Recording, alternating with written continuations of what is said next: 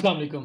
आज की वीडियो में हम बात करेंगे कंटेंट ऑप्टिमाइज़ेशन की। कीवर्ड्स हमने फाइनलाइज़ कर लिए, किन कीवर्ड्स को लेके हम लोगों ने चलना है और अब हमने देखना है कि उन कीवर्ड्स के अकॉर्डिंगली कंटेंट कैसे लिखेंगे। जो कंटेंट है उसमें किस तरह से उन कीवर्ड्स को एम्बेड करना है ताकि उसको हम प्रॉपर्ली ऑप्टिमाइज़ कर सकें और ऐसा बना सकें जो गूगल रैंक करता है। तो कंटेंट के अंदर कुछ चीज़ें हैं मीन्स कि आप लोग कंटेंट राइटिंग सिंपल जो होती है आपकी जो आप लोगों को शायद बहुत से लोगों को पहले से भी कंटेंट लिखना आता होगा। अगर किसी को कोई टॉपिक दे दिया जाए और बोला जाए कि आप इसके ऊपर एक आर्टिकल लिख दें, तो आप लिख सकते हैं। और हमें पता है कि जिस तरह से हम लोग पेपर्स के अंदर हेडिंग्स याद करके अगर वहाँ लिख सकते हैं, तो हम लोग कुछ भी लिख सकते हैं क्योंकि यहाँ पे तो हमें कुछ उस तरह याद करने वाला सिनेरियो भी नहीं है। हमारा क्या होता है कि हम गूगल पर जाते हैं, गूगल पे जाके जिस भी टॉपिक के ऊपर कंटेंट लिखना है, हम सर्च करेंगे और सर्च करने के बाद हमें आइडियाज़ मिल जाएँगे और हम उसको हमने रीराइट करना है अपने वर्ड्स में। तो बहुत सिंपल सी चीज़ है। बट इसके अंदर कुछ थोड़ी-सी टेक्निकैलिटी है, technicality in terms of relevancy means के रेलेवेंसी में क्या बात कर रहा हूँ, टॉपिक रेलेवेंसी बड़ी इंपॉर्टेंट है। जब आप किसी कंटेंट को गूगल पे रैंक करना चाहते हैं, तो उस कंटेंट जब भी वर्ड मैं यूज़ करूँ तो that means writing con articles जो लिखना है इसको कंटेंट की बात कर रहा हूँ। तो कंटेंट जो है उसकी रेलेवेंसी बड़ी इंपॉर्टेंट है टॉपिक के साथ, ताकि आप वहाँ पे रैंक हो सकें। रैंक ब्रेन अगर आप लोगों ने पढ़ा था तो आपको बड़े अच्छे तरीके से ये समझ आ चुका होगा कि मैं जब रेलेवेंसी की बात करता हूँ या मैं कीवर्ड यूसेज की बात करता हूँ तो ये क्या चीज़ है। और अगर किसी ने अभी तक नहीं पढ़ा तो उसे चाहिए कि वो वापस जाए और वीडियो नंबर जो 2 थी जिसमें मैंने रैंक ब्रेन के बारे में बताया था, तो उसको दोबारा से आप रीड करें और रीड करने के बाद आपको ये चीज़ें अंडरस्टैंड करने में ज़्यादा हेल्प मिलेगी और आपको मज़ा भी आएगा चीज़ें करने में, क्योंकि फिर आपको प्रॉपर्ली समझ आ रहा होगा जो बात मैं कर रहा हूँ। और इंशाल्लाह मैं यहाँ पे भी कोशिश करूँगा कि आप लोगों को अच्छे तरीके से समझाऊँ। सो कंटेंट ऑप्टिमाइज़ेशन बहुत इम्पोर्टेंट है, content is the king in SEO. बल्कि किसी भी मार्केटिंग की टेक्नीक हो के अंदर जो है ना कंटेंट का बहुत बड़ा रोल है। तो कंटेंट के बगैर जो है अगर अच्छा कंटेंट नहीं है तो आप कुछ नहीं कर सकते, कोई भी मार्केटिंग है आपकी। सो इधर भी जब तक कंटेंट आपका अच्छा नहीं है, आप रैंक नहीं हो पाओगे। तो अगर आप चाहते हैं कि गूगल आपको रैंक करे तो आपको कंटेंट अच्छा प्रोड्यूस करना पड़ेगा और कंटेंट अच्छा कैसा होता है, हमेशा कंटेंट जो लिखते हो वो यूज़र के एंगल से लिखा करो। यूज़र मीन के विज़िटर्स लोग जो आएँगे उस कंटेंट को देखेंगे। समझा करें कि अगर मुझे कोई हेल्प चाहिए होती और मैं अगर वो गूगल पर जाकर टाइप करूँ तो मुझे किस तरह से क्राफ्ट किया हुआ कंटेंट मिले, जो मुझे अच्छा लगे। लाइक अगर मैंने सिंपल सी बात करता हूँ, मैंने टाइप करना है how to install Windows in PC, अगर मैं इतनी सी बात इन करूँ, तो अगर मुझे एक कंटेंट मिले, एक लिंक मिले, जहाँ पर हर चीज़ को स्टेप बाय स्टेप लिखा गया, लाइक स्टेप 1 ये है, साथ उसकी इमेज लगी हुई है, स्टेप 2 उसकी इमेज लगी हुई है, स्टेप 3 है उसकी इमेज लगी हुई है, या वीडियो उसके अंदर ऐड करके एक्सप्लेन किया गया है, जिसको मैं फॉलो करूँ और मैं विंडोज़ इंस्टॉल कर लूँ, तो मेरे लिए चीज़ें बहुत सिंपल हो जाएँगी और मैं उस आर्टिकल को बहुत लाइक करूँगा, बल्कि मैं उसको सेव करके रख लूँगा कि दोबारा भी मुझे ज़रूरत पड़े तो मैं इसको देख सकूँ, या मैंने अगर किसी को रिकमेंड करना हो, किसी को बताना हो तो मैं वही आर्टिकल शेयर कर दूँगा, जी बहुत अच्छा लिखा हुआ है, आप इसको देखें, आपको सब समझ आ जाएगा। इस किस्म का कंटेंट आपने लिखना है, यूज़र आपका खुश होना चाहिए। तो यूज़र एक्सपीरियंस आपने अच्छा प्रोवाइड करना है। अगर यूज़र एक्सपीरियंस अच्छा प्रोवाइड करेंगे, तो आप ऑटोमैटिकली अच्छे रैंक हो जाएँगे। तो सबसे इम्पोर्टेंट बात ये है। उसके बाद ये है कि कुछ टेक्निकल फैक्टर्स हैं, मीन्स के गूगल कोई मैनुअली तो किसी भी कंटेंट को देख के रैंक कर नहीं रहा होता। उनके बोर्ड्स हैं, एल्गोरिदम्स हैं, जो मैंने आपको जो मेजर अपडेट्स थी उनके बारे में बताया। तो ये प्रोसेस प्रीटी मच ऑटोमैटिक है और अभी जो रैंक ब्रेन है और इसमें आर्टिफिशियल इंटेलिजेंस है, उसमें अभी जो क्यूरीज़ को जिस तरह से गूगल टैकल करता है, वो मैंने आपको जो रीड्स वीडियो 2 में दी थी, आपने वो पढ़ी हुई है तो आपको ज़्यादा बेहतर तरीके से समझ आएगा। अगर वो समझ आ गई होंगी तो आपको ये चीज़ें करने में मतलब मज़ा भी आएगा कि आप क्या कर रहे हो, आपको समझ आ रही होगी कि असल में आप कर क्या रहे हैं। कंटेंट का बहुत बड़ा रोल है, इसलिए विदाउट गुड कंटेंट आप कभी रैंक हो ही नहीं, सीधी सिंपल बात है, इतना इम्पोर्टेंट है ये। तो इसको देखना बहुत ज़रूरी है।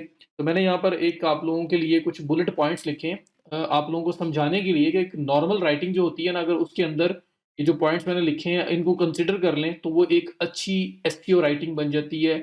हम उसके ज़रिए से अपना कंटेंट अच्छी तरह से ऑप्टिमाइज़ कर सकते हैं किसी भी टॉपिक के। तो हम लोग स्टार्ट करते हैं। सबसे पहला पॉइंट है जिसमें लिखा हुआ है try to write long content 1500 to 2000 words और more recommended. Long content makes it easy for Google to track the relevancy. As per case studies, the average content length that ranks better on Google is 1500 to 2000 words. In case of products, 150 100 से 150 words. अब यहाँ पे जो आपका service based pages हैं, उसके ऊपर भी कितना कंटेंट हमें चाहिए, 500 प्लस चाहिए, जैसे भी चाहिए, उसके लिए सबसे बेस्ट अप्रोच ये है, ये जो 1500 से 2000 है ना, ये तो असल में ज़्यादातर ब्लॉग के केस में, ब्लॉग, कंटेंट, आर्टिकल्स के केस में, इवन कि हम लोग जायंट आर्टिकल्स लिखते हैं, 3000, 4000, 5000, 6000 वर्ड्स तक के भी आर्टिकल्स लिखते हैं हम लोग। तो जिसमें हम लोग चीज़ों को बहुत इन डेप्थ जाके डिस्कस करते हैं, क्योंकि उनकी रैंकिंग जो है, वो ना कंपैरेटिवली ज़्यादा अच्छी आती है। सो हमने ये इन चीज़ों को कंसिडर करना है। अब सबसे बेस्ट अप्रोच क्या होती है? सबसे बेस्ट अप्रोच ये होती है कि आप लोग जो भी जिस टर्म के लिए, जिस कीवर्ड के लिए अपने आप को रैंक करना चाहते हो, आप उस कीवर्ड को उठाओ। जैसे मैंने जो हमारी कीवर्ड रिसर्च थी, इसमें एक एग्ज़ाम्पल आपको जो दी थी, वो हमने लेदर हैंडबैग्स की बात की थी। तो अगर मैं वहाँ पे लेडीज़ हैंडबैग्स, सेल, कोई इस तरह का कीवर्ड था, हम उसको लेके चल रहे हैं। तो मैं अगर इस कीवर्ड को टाइप करता हूँ, तो ये देखें, ये नंबर 1, नंबर 2, 3, 4, 5 ये आपके टॉप रिज़ल्ट्स आ रहे हैं। आप इनको ओपन करें, अब ये तो प्रोडक्ट का केस है, यहाँ पे तो डिस्क्रिप्शन होगी, छोटी-सी फीचर्स होंगे। तो आप इनको ओपन करो और इसमें देखो कि उन्होंने कंटेंट किस तरह से लिखा हुआ है। तो ऐसे ही अगर ज़्यादा डिटेल में एक्सप्लेन करने के लिए, ज़्यादा बेटर तरीके से एक्सप्लेन करने के लिए कोई आर्टिकल सर्च करता हूँ मैं, कोई कंटेंट सर्च करना चाहता हूँ, लाइक मैं कहता हूँ best places to travel in Pakistan, तो मैं ये लिखता हूँ, मतलब मुझे best places to travel in Pakistan के रिलेटेड आर्टिकल लिखने और रैंक करना है अपने आप को। तो मैं सेम टर्म उठाऊँगा, मैं गूगल पर जाकर लिखूँगा, अगर इसका मैंने चेक कर लिया, इसकी सर्चेज़ वगैरह सब कुछ हैं।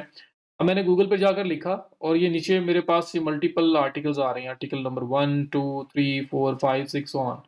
मैं टॉप 5 रिजल्ट्स को उठा लूँ और इनको ओपन करके देख लूँ कि इनके अंदर कैसा लिखा हुआ है कंटेंट। क्योंकि ये कंटेंट वो है जो गूगल लाइक कर रहा है। गूगल इनको लाइक कर रहा है तो गूगल इनको रैंक कर रहा है ना। तो सबसे बेस्ट अप्रोच ये होती है कि आप जिस कीवर्ड के लिए रैंक होना चाहते हैं, जो आपका प्राइमरी मेन कीवर्ड है, वैसे तो आप टॉपिक, रेलेवेंसी और थीम की बेस पे आप रैंक होते हो। सिर्फ एक कीवर्ड के लिए रैंक नहीं होते। आप at a time multiple keywords के लिए रैंक हो रहे होते हो, जो भी आपका मेन थीम होता है उसके around. So best places to travel in Pakistan, अगर आप बेस्ट प्लेसेस इन पाकिस्तान के लिए आप आर्टिकल लिखते हो, तो आप बहुत सारे कीवर्ड्स के लिए रैंक होगे, जो रिलेटेड होंगे पाकिस्तानी प्लेसेस के रिलेटेड। सो यहाँ पे best places to travel in Pakistan मैंने लिखा मेन प्राइमरी। तो नीचे जो मेरे पास रैंक्ड रिजल्ट्स आ रहे हैं, मैं इनको ओपन करूँगा और देखूँगा कि इनकी कंटेंट की लेंथ क्या है। ऑन एवरेज 5 के रिजल्ट्स जो टॉप पे आ रहे हैं, क्या लेंथ है और इसको किस तरह से उन्होंने कंटेंट क्राफ्ट किया हुआ है, और ये सब कुछ मैं देखूँगा। क्योंकि मुझे इनसे बेटर होना है। इनसे बेटर होऊँगा तो मैं अच्छा रैंक होऊँगा। तो सबसे बेटर अप्रोच ये होती है, रिप एंड फ्लिप करें, आप चेक करें जो ऑलरेडी रैंक है, जो गूगल लाइक कर रहा है, और आप उसी अप्रोच के साथ जाएँ और उससे बेटर उस आर्टिकल को, उस कंटेंट को क्राफ्ट करने की कोशिश करें, ताकि आप उनसे बेटर रैंक हो सकें। कम से कम कंटेंट के अंदर आप उनसे बेटर हो। तो उसमें आपने देखिए, मैंने यहाँ पे एक टिप भी लिखी हुई है for writer. A tip to write good content, type in your keyword topic in Google and look for top 5 results। 5 के 10 भी देख सकते हो, क्योंकि टॉप 10 रिजल्ट्स जो आ रहे हैं, सब के सब बेस्ट 10 है। तो उनमें से आपने किसी एक जगह पे आना है। As that is Google's most favorite content and that is why Google is ranking it up. So get an idea and try to create a better copy than those top 5 results। तो ये कि मैंने एक आपको एक guide किया हुआ है कि आप लोग बेस्ट अप्रोच ये है कि अपने कंपटीशन को देखें कि वो क्या कर रहे हैं, किस तरह से जा रहे हैं, उनसे बेटर वे से आप लिखने की कोशिश करो। ठीक हो गया? उसके बाद फिर है use the targeted keyword in H1, H2, H3 and so on, ये सब लिखा हुआ नज़र आ रहा है। मैंने यहाँ पे एक कीवर्ड लिखा और ये कुछ मेरे पास आर्टिकल्स ओपन हुए। मैंने आर्टिकल नंबर 1 ओपन कर लिया, मैंने आर्टिकल नंबर 2 ओपन कर लिया, तो मैंने 2 आर्टिकल्स ओपन कर लिए। ये जो यहाँ पे हेडिंग्स की बात हो रही है, हेडिंग 1, हेडिंग 2, हेडिंग 3, ये जो H1, H2, H3 है ना, इसका मतलब है हेडिंग 1, हेडिंग 2, हेडिंग 3। ठीक है? तो टाइटल जो आपका होता है उसको हेडिंग 1 बोलते हैं, फिर जो सबटाइटल होता है वो आपके हेडिंग 2 है, और जो हेडिंग 2 का सबटाइटल होता है उसको हेडिंग 3 बोलते हैं, और इस तरह से पूरा सिनेरियो चल रहा होता है। तो मैं कोशिश करता हूँ कि मैं जो आर्टिकल्स ऑलरेडी यहाँ पे रैंक पे हैं, उनके सिनेरियो में आपको समझाने की कोशिश करूँ, ताकि आपको समझ आए। जो लोग फर्स्ट टाइम ये हेडिंग 1, 2, 3 जो है इसका कॉन्सेप्ट सुन रहे हैं, उनको क्लियर आइडिया हो जाए कि मैं बात क्या कर रहा हूँ। तो ये देखें, फर्स्ट आर्टिकल जिसमें 20 most beautiful places in Pakistan के बारे में बात की गई है। तो ये जो 20 most beautiful places in Pakistan from mountains to mosque, ये जो आपके पास लिखा हुआ आ रहा है, ये आर्टिकल का टाइटल है। इसको हम बोलते हैं हेडिंग 1। तो हेडिंग 1 को अगर मैं H1 बोल देता हूँ तो कोई मसला तो नहीं है, हम बोल सकते हैं। तो एसईओ के अंदर हम लोग इसको हेडिंग 1 बोलते हैं, H1 है ये। और उसके बाद अगर मैं नीचे आता हूँ थोड़ा-सा, एक सेकंड हेडिंग आ रही है जिसका नाम है 20 most beautiful places in Pakistan. ये सेकंड हेडिंग है। तो ये आपका टाइटल जो था वो हेडिंग 1 है और ये उसके बाद टाइटल की सब हेडिंग है। तो इसको हेडिंग 2 बोलते हैं हम एसईओ में, H2। ये हेडिंग 2 है क्योंकि ये सब टाइटल है, ये सब हेडिंग है ऑफ हेडिंग 1। आपका मतलब टाइटल है ना, टाइटल के लेवल पे तो कोई हेडिंग नहीं आ सकती। टाइटल पूरे आर्टिकल का एक ही होता है, लेकिन सब हेडिंग्स तो बहुत सारी हो सकती हैं। तो हेडिंग जो 1 होती है वो हमेशा एक आर्टिकल की एक ही होती है। वो हेडिंग 1 आपका जो टाइटल है वो ये है। अब हेडिंग 1 की सब हेडिंग कौन-सी है? 20 most beautiful places in Pakistan, तो ये है हेडिंग 2। अब इसके नीचे एक और हेडिंग आ रही है स्वात वैली। अब 20 प्लेसेस डिस्कस होना स्टार्ट हो गए हैं। स्वात वैली, बियॉन विलेज, और इसके बाद आपके पास हुंजा वैली सेकंड आ गया। उसके बाद यहाँ पे यरखून वैली, और उसके बाद ये आपके पास मल्टीपल यहाँ पे प्लेसेस आ रहे हैं। तो अब ये हेडिंग 1 है, ये आपकी हेडिंग 1 की सब हेडिंग है, तो हेडिंग 2 है। Swat valley, Swat valley 20 most beautiful places in Pakistan जो हेडिंग 2 है, जो H1 हेडिंग 1 की सब हेडिंग है, इसके इक्विवेलेंट है। तो अगर आप खुद भी सोचो, इसके इक्विवेलेंट नहीं है। अगर आप पेपर में भी लिख रहे होते ना, तो आपने क्या करना था, इसके नीचे लिखना था 1.1, फिर लिखना था दूसरा हेडिंग आती 1.2, 1.3, इस तरह से आपने लिखना था कि ये जो हेडिंग ये वाली है इसकी सब हेडिंग्स है। तो Swat valley is the sub heading of heading 2। ये हेडिंग 2 उसको मैंने डिक्लेयर किया है ना, तो हेडिंग 2 की सब हेडिंग है। तो ये हेडिंग 2 से एक लेवल नीचे है, ये बिल्कुल इसके इक्विवेलेंट नहीं बनती। तो ये आपकी हेडिंग 3 है। तो level wise heading system change हो रहा होता है, जिसको हम टैग्स के थ्रू असाइन करते हैं और गूगल उसको समझता है। फिर गूगल को पता चलता है कि इस आर्टिकल के अंदर हेडिंग 1 क्या है, हेडिंग 2 क्या है, हेडिंग 3 क्या है, और उसकी वेटेज होती है, हेडिंग्स की वेटेज है। इस वजह से हमें इसको केयरफुली जो है ना अप्लाई करना पड़ता है। तो आपकी जो हेडिंग 1 है वो आपका टाइटल है, उसके बाद हेडिंग 1 की जो सब हेडिंग है वो हेडिंग 2 है, हेडिंग 2 की जो सब हेडिंग है वो हेडिंग 3 है। तो सवात वैली जो है वो हेडिंग 2, जो 20 most beautiful places in Pakistan, ये हेडिंग 2 है, इसकी सब हेडिंग सवात वैली है। तो सवात वैली हेडिंग 3 होगी। ये कोई 2.1 या 2.2 या 2.3 इस तरह से नहीं होगा। यहाँ पे एसईओ के अंदर या हेडिंग 1 है या 2 है या 3 है। कोई 2.1, कोई 1.1, कोई 3.1, कुछ ऐसा नहीं है। तो ये जो आपकी हेडिंग है वो इसकी सब हेडिंग है, तो ये H2 है, तो ये आप स्वात वैली जो है वो H3 होगी। अब अगर आप नीचे आते हैं, स्वात वैली में फिर जो डिफरेंट इसकी लोकेशंस है उसको डिस्कस किया गया है। तो ये जो लोकेशन डिस्कस की जा रही हैं, ये स्वात वैली की सब हेडिंग्स हैं। ये स्वात वैली की सब हेडिंग्स है, ठीक है? तो स्वात वैली की अगर ये सब हेडिंग्स हैं, तो ये स्वात वैली खुद हेडिंग 3 है।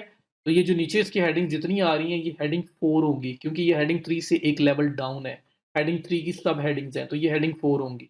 और उसके बाद अगर मैं आगे चलता हूँ, तो ये हुंजा वैली सेकंड आ गया। तो हुंजा वैली और स्वात वैली, ये एक ही लेवल की हेडिंग्स हैं। स्वात वैली कोई प्रायोरिटी पे नहीं है हुंजा वैली से। जितनी भी लोकेशंस 20 की 20 यहाँ पे अब आएँगी, स्वात वैली, हुंजा वैली और आगे जो आ रही हैं, वो सारी की सारी एक ही लेवल पे फॉल कर रही हैं। तो जब स्वात वैली हेडिंग 3 है, क्योंकि ये सब हेडिंग है इस H2 की, हेडिंग 2 की, तो ये हेडिंग 3 है, और जितनी भी 20 लोकेशंस नीचे आ रही हैं, वो सारी की सारी हेडिंग 2 है। वो सारी की सारी हेडिंग 3 हैं। तो स्वात वैली क्योंकि हेडिंग 3 है, क्योंकि ये H2 जो हेडिंग 2 है उसकी सब हेडिंग है। तो स्वात वैली के अलावा बाकी 19 लोकेशंस जो भी आएँगी, वो सारी की सारी एक ही लेवल पे फॉल करती है ना, कोई लोकेशन किसी दूसरे से प्रायोरिटी पे नहीं है। वो सारी की सारी इस हेडिंग 2 की सब हेडिंग्स हैं, तो वो सारी की सारी H3 हैं। लेकिन अगर उनके नीचे कोई और हेडिंग आ रही है, मीन्स कि ये H3 है स्वात वैली, इसके नीचे लोकेशंस आ रही हैं, तो ये H3 की सब हेडिंग्स हैं, तो ये फिर हेडिंग 4 है। ठीक है? तो लेवल वाइज़ हेडिंग चेंज होगी। हेडिंग 1 जो है वो टाइटल है। आपका हेडिंग 1 की जो सब हेडिंग है वो हेडिंग 2 होगी। हेडिंग 2 की जो सब हेडिंग है वो हेडिंग 3 होगी। हेडिंग 3 की जो सब हेडिंग है वो हेडिंग 4 होगी। तो ये कॉन्सेप्ट समझना बहुत ज़्यादा ज़रूरी है। तो यहाँ पे स्वात वैली अगर हेडिंग 3 है, तो इसके नीचे ये जो आपकी 2 लोकेशंस 3 लोकेशंस आ रही हैं, ये सारी की सारी हेडिंग 4 है। उसके बाद हुंजा वैली अगेन हेडिंग 3 है, क्योंकि ये हेडिंग 2 की सब हेडिंग है स्ट्रेट अवे। तो वो आपकी स्वात वैली की इक्विवेलेंट है। तो स्वात वैली हेडिंग 3 है, तो हुंजा वैली भी हेडिंग 3 होगी। फिर इसके नीचे भी 1, 2, 3 लोकेशन डिस्कस की हुई है, ये हेडिंग 4 है। फिर वापस आ जाते हो हेडिंग 3 पे और उसके नीचे भी उसके नीचे कोई लोकेशन शेयर नहीं की हुई, तो उसके नीचे H4 कोई भी नहीं है, हेडिंग 4 कोई भी नहीं है। फिर उसके बाद नेक्स्ट है, उसके नीचे भी कोई लोकेशन शेयर नहीं की गई, तो वो भी एच हेडिंग 3 है, उसके नीचे हेडिंग 4 नहीं आई। फिर 5th वाली जो है, इसमें भी ये आपका सिंपल हेडिंग 3 है, इसके नीचे हेडिंग 4 यूज़ नहीं हुई। लाहौर हेडिंग 3 है। तो ये सारी जो मेन लोकेशंस है ना, जो ये बुलेट्स चल रहे हैं, ये आपकी हेडिंग 3 है, क्योंकि ये सारी की सारी जो है ना, वो आपकी हेडिंग 2 जो है, उसकी सब हेडिंग्स हैं, जो 20 most beautiful places in Pakistan, ये हेडिंग 2 है, तो ये सारी इसकी सब हेडिंग्स है, जो असल में 2.1, 2.2, 2.3 जानी थी। ये सारी की सारी फिर हेडिंग 3 हो जाएँगी।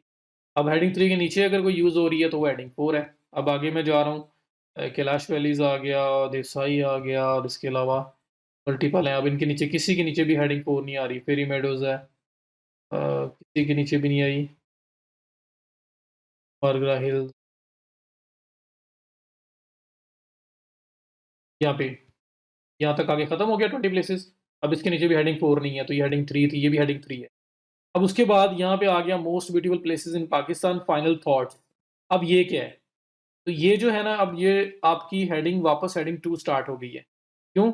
ये जो most beautiful places in Pakistan final thoughts है, ये और आपकी ये जो मेन हेडिंग आई थी, सब हेडिंग जो टाइटल की 20 बेस्ट प्लेसेस वाली, ये दोनों की दोनों हैं जी सेम लेवल पे।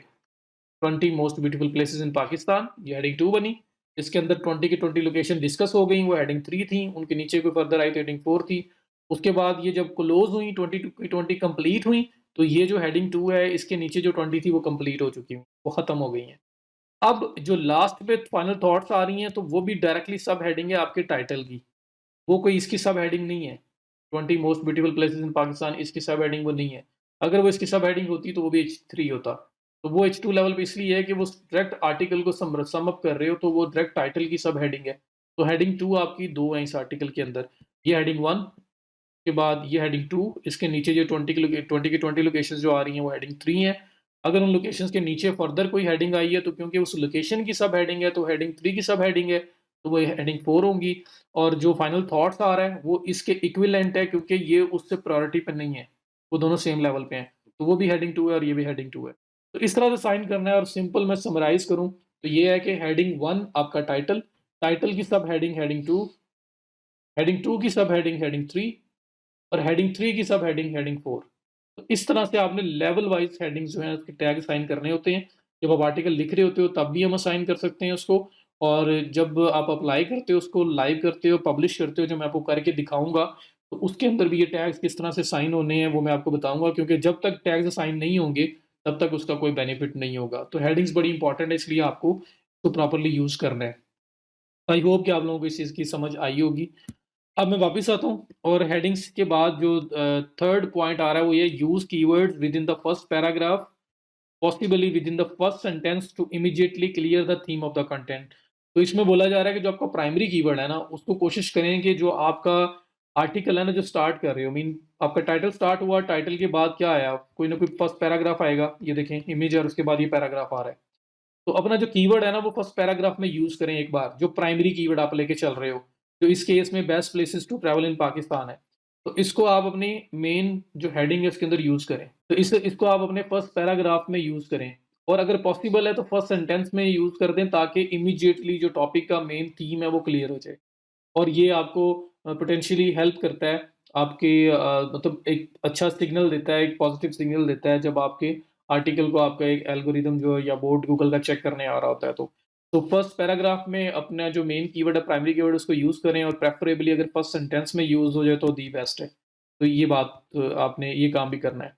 अच्छा, यहाँ पे हेडिंग की बात करूँ, तो हेडिंग 1, हेडिंग 2, हेडिंग 3, हेडिंग 4 यहाँ लिखा हुआ है कि इनके अंदर आपने कीवर्ड को यूज़ करें। तो हेडिंग 1 क्योंकि टाइटल है, तो टाइटल तो होता ही एक है, तो उसके अंदर तो कीवर्ड आना ही आना है। हेडिंग 2 कितनी होती हैं? हेडिंग 2 1 भी हो सकती है, हेडिंग 2 50 भी हो सकती हैं। डिपेंड करता है आर्टिकल की लेंथ पे। 1 भी हो सकती हैं, 10 भी हो सकती हैं, 20 भी हो सकती हैं, 30 भी हो सकती हैं, तो डिपेंड करता है। तो इसलिए ऐसा नहीं है कि आपने हर हेडिंग 2 के अंदर ही अपना कीवर्ड यूज़ करना है। किसी एक में हो जाए ठीक है, 2-3 में हो जाए ठीक है, नेचुरली, लेकिन ज़बरदस्ती आपने कहीं बैंड नहीं करना होता। इसी तरह से हेडिंग 3 है, तो वो 1 भी हो सकती है, 5 भी हो सकती हैं, 10 भी हो सकती हैं। तो उसमें भी हर एक हेडिंग 3 के अंदर कीवर्ड होना ज़रूरी नहीं है। आप उसमें देखोगे एक कहाँ पे वो यूज़ हो सकता है, नेचुरल वे से एक में मस्ट करें, 2-3 में भी यूज़ हो जाए तो दैट इज़ फाइन, अगर नेचुरली हो रहा हो तो। तो हेडिंग्स बनानी है और हेडिंग्स के अंदर फिर कीवर्ड भी यूज़ करना है, लेकिन हर हेडिंग में यूज़ नहीं करना। उसके बाद फिर जो 4th पॉइंट है, overall keyword density through out the article should be around 1%। जो आप मेन कीवर्ड लेके चल रहे हो, पूरा आर्टिकल जो है, उसमें उसकी जो डेंसिटी है, वो अराउंड 1%। इसका मतलब ये है कि अगर आप 2000 वर्ड्स का एक आर्टिकल लिख रहे हो, तो 2000 वर्ड का 1% अगर आप लें, तो ये बनता है 20 टाइम। 1000 वर्ड्स का आर्टिकल लिख रहे हो, तो 1000 वर्ड्स का अगर आप परसेंटेज लें, 1% लें, तो 1000 का 1% बनता है 10 टाइम्स। तो अराउंड 10 टाइम्स आपका कीवर्ड जो है, आपके आर्टिकल में यूज़ हुआ हो, प्राइमरी कीवर्ड जिसको आप लेके चल रहे हो। तो एक बार अगर आपने हेडिंग 1 में यूज़ कर दिया, एक बार हेडिंग 2 में, एक बार हेडिंग 3 में, एक बार हेडिंग 4 में, तो ये जो यूज़ किया है 4 बार, तो यही हो गया। अगर आपने सारी हेडिंग्स यूज़ की हैं और एक-एक बार यूज़ किया हर हेडिंग में। और उसके बाद फर्स्ट पैराग्राफ में यूज़ करते हो तो 5 बार हो गया, तो बाकी 5 बार रह गया। वो 5 बार आपने स्प्रेड करना है ऑल ओवर द आर्टिकल। वो आप उसने उसे आपने मिडल में भी एडजस्ट करना है, उसको आपने बॉटम में भी जो लास्ट पैराग्राफ है उसमें भी एडजस्ट करना है। तो आपने उसको स्प्रेड करना है नेचुरली, और ऐसा ना लगे कि वो आर्टिफिशियली कहीं पे आप कोशिश कर रहे हो उसको घुसाने की।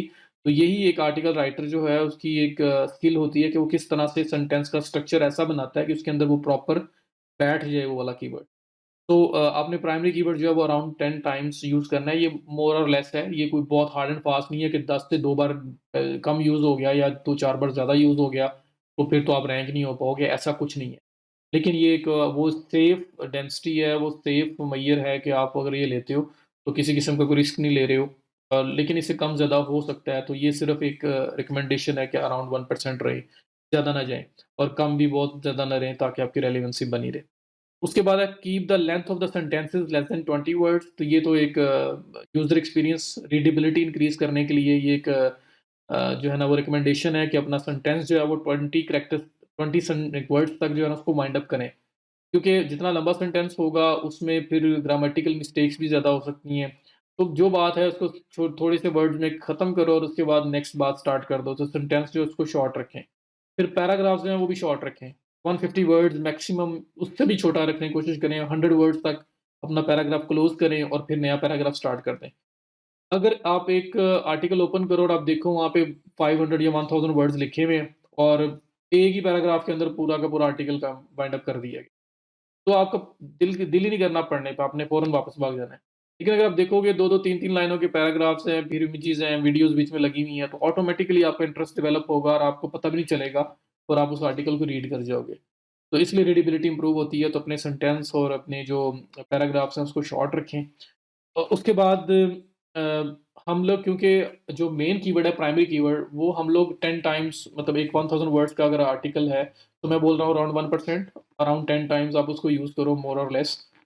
अब बात ये कि हमने मेन जो अभी जो आज के दिन बात है ना, अभी के दौर में जो बात है SEO, SEO is not about keywords, SEO is about topic, about relevancy, about theme, कि आपका कॉन्टेक्स्ट क्या है, वो उसके बारे में एसईओ। तो अगर आप एक आर्टिकल लिख रहे हो तो उसका जो मेन थीम है, जो उसका मेन कॉन्सेप्ट है, अगर उसके साथ वो प्रॉपर मैच कर रहा है तो वो उस टर्म के रिलेटेड कितने ही कीवर्ड्स के लिए रैंक होगा। क्योंकि आपका मेन थीम मैच कर रहा होगा, तो कोई लोग अगर वेरिएशन के साथ भी सर्च कर रहे होंगे तो आप वहाँ पे भी अपीयर होंगे। तो मेन चीज़ है कि आर्टिकल की रेलेवेंसी, उसका कॉन्सेप्ट, उसका कॉन्टेक्स्ट क्या है, वो मेन चीज़ है जिसके ऊपर गूगल रैंक करता है। अब वो बनेगा कैसे? वो हम कीवर्ड यूसेज करना मजबूरी है ना, अगर वो नहीं करेंगे तो बनेगा ही नहीं। तो इसलिए इसलिए कोई ना कोई प्राइमरी कीवर्ड माइंड में रख के हमें आर्टिकल लिखना पड़ता है। सो यहाँ पे अब 10 बार अगर हमने बात की कि 1000 वर्ड्स हैं और अराउंड 10 टाइम्स हम लोगों ने उसमें कीवर्ड यूज़ कर ली है, तो अब उसके बाद क्या करें? और करेंगे तो स्पैमिंग हो जाएगी। तो हम लोग क्या करते हैं, हम लोग फिर थोड़ी-सी इंटेलिजेंस यूज़ करते हैं, हम अपने कीवर्ड को तोड़ देते हैं। हम कीवर्ड को तोड़ के उसको पार्ट्स में यूज़ करते हैं। उसके उसको तोड़ के ना उस डिफरेंट-डिफरेंट पार्ट्स के अंदर उसको यूज़ करेंगे, जहाँ-जहाँ एडजस्ट होता होगा। जैसे ये कीवर्ड है best places to travel in Pakistan, हम कहीं पे ट्रैवल इन पाकिस्तान यूज़ कर देंगे, कहीं पाकिस्तान ट्रैवल यूज़ कर देंगे, कहीं प्लेसेस टू ट्रैवल यूज़ कर देंगे, कहीं बेस्ट प्लेसेस यूज़ कर देंगे।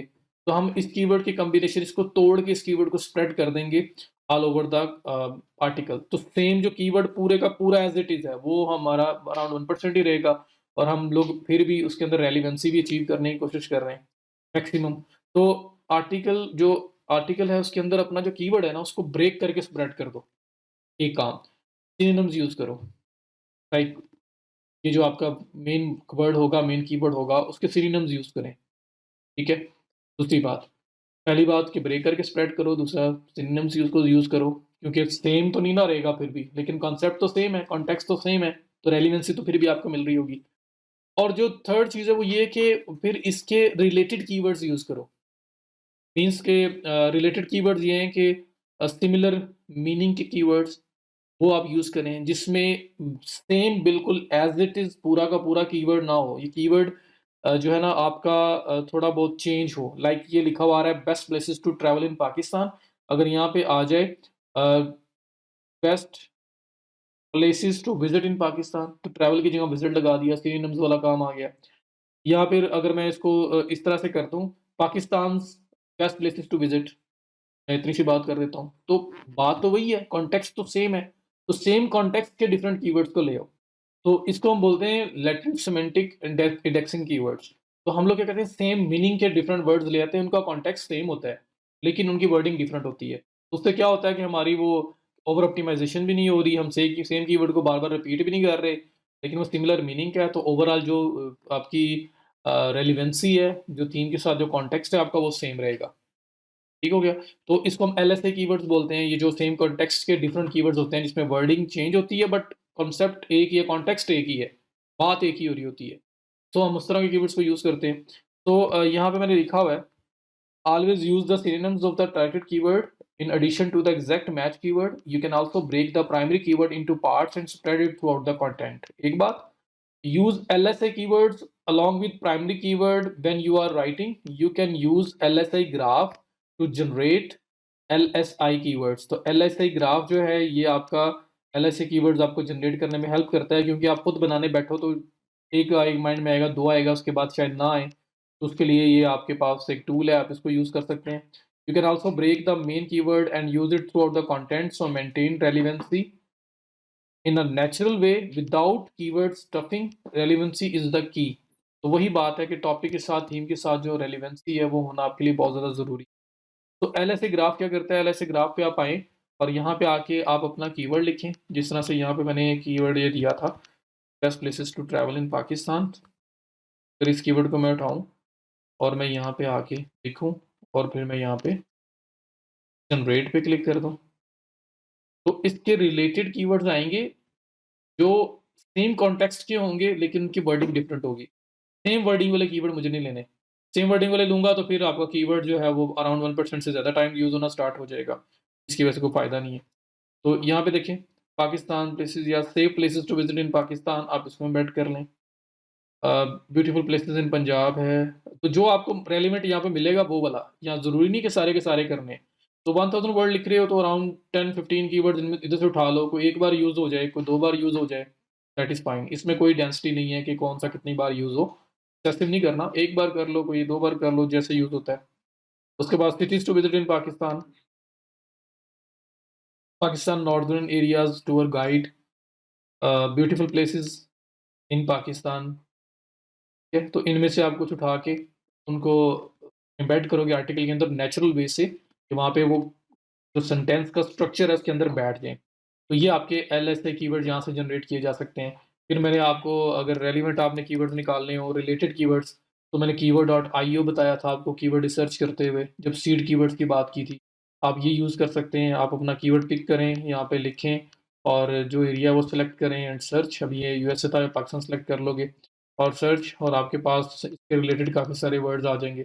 बट ये देखें, ये आपके सेम, मतलब सेम वर्डिंग उसके अंदर आ रही है, सेम वो वाला best places to travel in Pakistan, same keyword इनके अंदर आ रहा है। तो अगर मैं ये यूज़ करूँगा तो होगा क्या कि मेरा जो कीवर्ड का यूसेज है वो एक्सेसिव हो जाएगा। तो इसके अंदर से भी आपने ख़्याल से लेने हैं कि ऐसा कीवर्ड नहीं लेना जिसके अंदर सेम वर्डिंग हो। आपने थोड़ा बहुत चेंज करके ले लेना है, जैसे ये best tourist places to visit in Pakistan ये लिया जा सकता है। और दूसरा एलएसए ग्राफ है, वहाँ से आप पिक करके आइडियाज़ ले सकते हो। तीसरा ये है कि उस कीवर्ड को गूगल में टाइप किया, सर्च किया और आपके पास जो लास्ट पे रिलेटेड कीवर्ड्स आ रहे हैं, रिलेटेड सर्चेज़, इसके अंदर से कीवर्ड्स आप ले सकते हैं।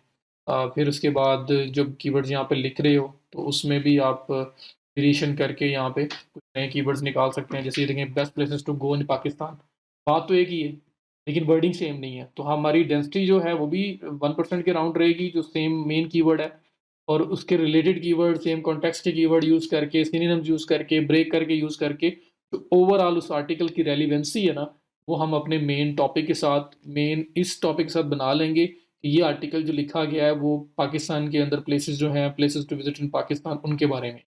तो कोई भी टर्म क्यूरी जब उसके रिलेटेड सर्च होगी गूगल में, तो हम लोग वहाँ पे रैंक होंगे। जब हमारी कुछ अथॉरिटी बन चुकी होगी, जब हम लोगों ने कंटेंट के बाद उसके ऊपर बाकी भी जो चीज़ें करने वाली हैं वो परफॉर्म कर चुके हों, तो हम अल्टीमेटली एक कीवर्ड के लिए नहीं, हम लोग मल्टीपल कीवर्ड्स के लिए रैंक हो रहे होंगे। सो अभी जो एसईओ है उसमें रेलिवेंसी, जो कॉन्टेक्स्ट है, जो मेन थीम है, वो इम्पोर्टेंट है कीवर्ड से ज़्यादा। बट कोई ना कोई कीवर्ड माइंड में रख के उसको किसी न किसी तरह से यूटिलाइज़ करना पड़ता है, फिर वो रेलेवेंसी अचीव हो सकती है। तो ये फैक्टर्स हैं वो जिनको आपने कंसिडर करना है। तो आपका जो नॉर्मल एक कंटेंट है वो एसईओ ऑप्टिमाइज़्ड हो जाएगा। तो मेन चीज़ समझ लें कि जो नॉर्मल राइटिंग है उसमें आपको टॉपिक मिल गया और आप ओपनली लिखना स्टार्ट कर देंगे, गूगल से आइडिया लेंगे, लिख लेंगे।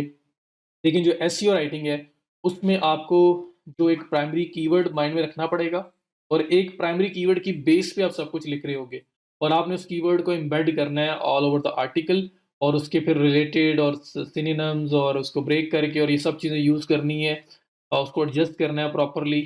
इस तरह से करना है। गूगल जब कोई पर्सन कोई सर्च करे, कोई भी चीज़ सर्च करे उस चीज़ के रिलेटेड, उस मेन थीम के रिलेटेड, तो गूगल को लगे कि हमारा कंटेंट जो है ना वो मोस्ट रेलिवेंट है और उसको वहाँ पे अपीयर होना चाहिए और वो हमें वहाँ पे शो करवाए। So that is all about content writing and content optimisation.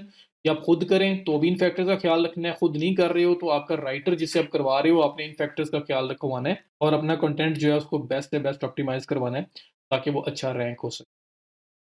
So that is it for this video. Thank you so much. See you in the next video.